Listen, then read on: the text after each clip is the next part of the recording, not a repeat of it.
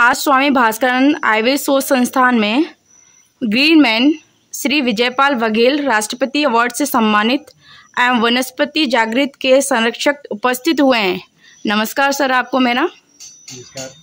इन्होंने अपना संपूर्ण जीवन वनस्पतियों के रक्षार्थ उनके रोपण में समर्पित किया है। हिंदुस्तान की बहुत बड़ी शख्सियत हैं। हिंदुस्तान के सर्वोच्च पदासीन नेतागण एवं अधिकारीगण इनको भली भांति जानते हैं। ये हिंदुस्तान में घूम घूम कर पर्यावरण एवं पेड़ पौधों की रक्षा व रोपण कर रहे हैं, लोगों में जागृति पैदा करते हैं। इसके साथ ही भारत में इनकी बहुत बड़ी फॉलोइंग एवं ख्याति है।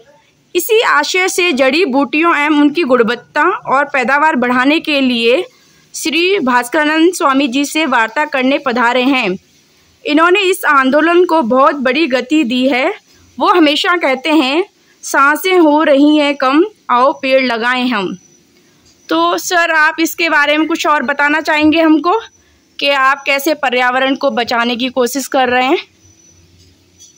पर्यावरण हमारे आसपास का वातावरण जो होता है वो पर्यावरण होता है, और उसमें किसी तरह का जो हमारे आवरण में प्रदूषक तत्व आते हैं, तो वो प्रदूषण नाम का एक राक्षस आके वो हमारे पर्यावरण को दूषित करता है, जहरीला बनाता है, और उसके बाद हमारा जो जीवन है उस जीवन में उसका दुष्प्रभाव पड़ता है।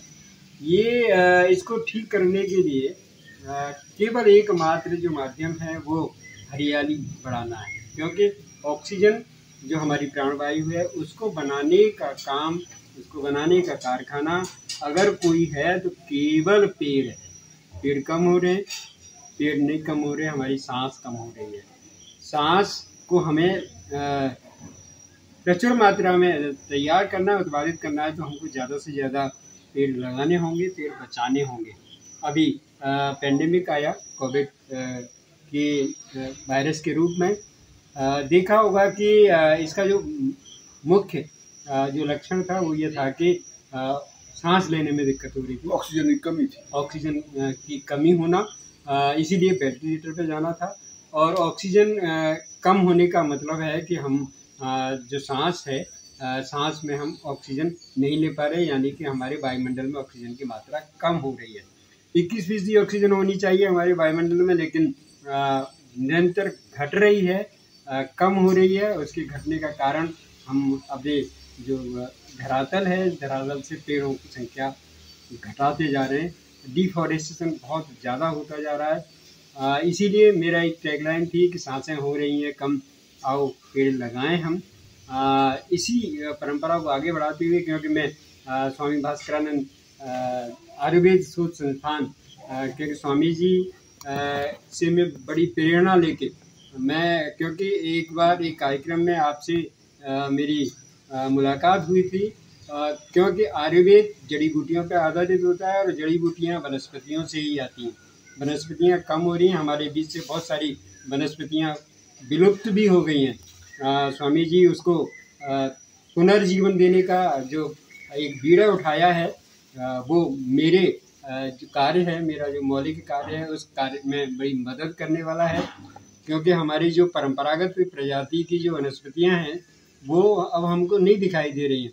हम अब इमली का पेड़ नहीं देख पा रहे हैं, हम अपने बीच से खिरनी का पेड़ नहीं देख पा रहे हैं, हम अपने बीच से वरना का पेड़ नहीं देख पा रहे हैं। जिन वनस्पतियों की, जिन पेड़ों की औषधीय उपयोगिता, औषधीय मान्यता बहुत ज़्यादा थी, आज हमारे बीच से वो गायब होते जा रहे हैं। इसीलिए हमारे स्वास्थ्य पे प्रतिकूल असर पड़ रहा है। मैं कहता हूँ कि ज़्यादा से ज़्यादा जो हमारी परंपरागत प्रजाति की वनस्पतियाँ हैं वो लगें, और लगने के बाद बचें, तभी हम स्वस्थ रह सकते हैं। और आयुर्वेद भी हमको यही सिखाता है। स्वामी जी के जो मिशन है, इस मिशन को भी वनस्पतियों के माध्यम से हम आगे बढ़ा रहे हैं। और हमारे कई ऐसे कार्यक्रम जो आम जनता के साथ जन क्रांति से हरित क्रांति लाने का जो एक बड़ा हमारा एक संकल्प है, वो पूरे देश में, पूरी दुनिया तक जा रहा है। और हम हर व्यक्ति तक जा रहे हैं कि हम चाहे आध्यात्मिक महत्व की बात करें, चाहे हम आर्थिक महत्व की बात करें, चाहे हम आजीविका, सामाजिक और वैज्ञानिक आधार की बात करें, हम पेड़ को वहाँ स्थापित करते हैं कि पेड़ की वजह से ही हमारा चतुर्भुज विकास होगा। पूरी दुनिया में अगर देखा जाए तो नेचर जर्नल की रिपोर्ट के अनुसार प्रति व्यक्ति पेड़ का औसत 422 है, जिसमें कनाडा, रसिया, ब्राज़ील, जापान, इंडोनेशिया ऐसे देश हैं जहाँ कहीं 7,000, 8,000, 9,000, कहीं सैकड़ों में प्रति व्यक्ति पेड़ का औसत आता है। लेकिन पूरी दुनिया में अगर पेड़ की पूजा कहीं होती है तो वो देश केवल भारत है, और भारत में प्रति व्यक्ति पेड़ का औसत इतना कम हो गया है कि यहाँ के वायुमंडल से प्राणवायु इतनी कम हो गई है कि हम सांस के साथ जो जहर ले रहे हैं उसकी वजह से ये सारी बीमारियां हैं। और आयुर्वेद में इसका पक्का इलाज है, स्थायी इलाज है। स्वामी जी इस कार्य में बड़ी निपुणता के साथ ज़मीनी स्तर पर काम कर रहे हैं। जहाँ तक जड़ी बूटियों को और प्रमोशन करने की बात है, हम स्वामी जी के साथ मिलके इस औषधीय जो हमारी वनस्पतियाँ हैं इनको और प्रमोट करेंगे और हर व्यक्ति के साथ इसको जोड़ेंगे। आध्यात्मिक रूप से भी हम पेड़ को जोड़ रहे हैं और औषधीय रूप से भी पेड़ को जोड़ रहे हैं। देखिए, जो बघेल जी की ये धारणा है ये बड़ी ही उत्कृष्ट है और आध्यात्मिक है। अगर आप धर्म की परिभाषा ढूंढें कि धर्म किसे कहते हैं तो वो है यह श्रेयस धर्म, जो निश्चय ही कल्याण कारक हो वही धर्म है। ये धर्म की परिभाषा। अब जितना बड़ा धर्म करेंगे, जितना बड़ा कल्याण करेंगे, उतना बड़ा ही धर्म होगा। तो कुछ लोग परिवार का कल्याण करते हैं तो पारिवारिक स्तर का उनका विकास होता है, उतना धर्म का लेवल उनका परिवार तक है। जो पूरे समाज में करते हैं वो समाज लेवल का है, पूरे राष्ट्र लेवल का है, फिर विश्व लेवल का है, प्राणी जगत का है, और इसके अलावा वनस्पति जगत भी शामिल हो, पर्यावरण शामिल हो, तो इससे बड़ा अध्यात्म कोई दूसरा है नहीं। भगवान कण कण में मौजूद हैं और सब कुछ इस पर्यावरण में ही उपस्थित है।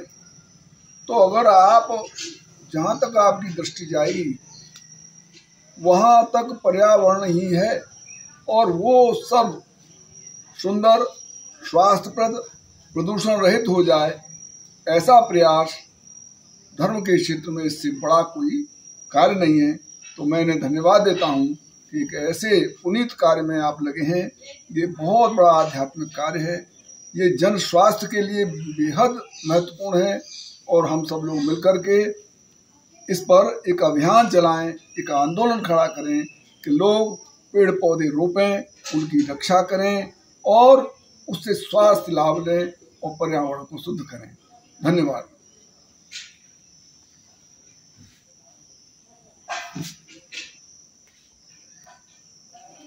Thank you so much.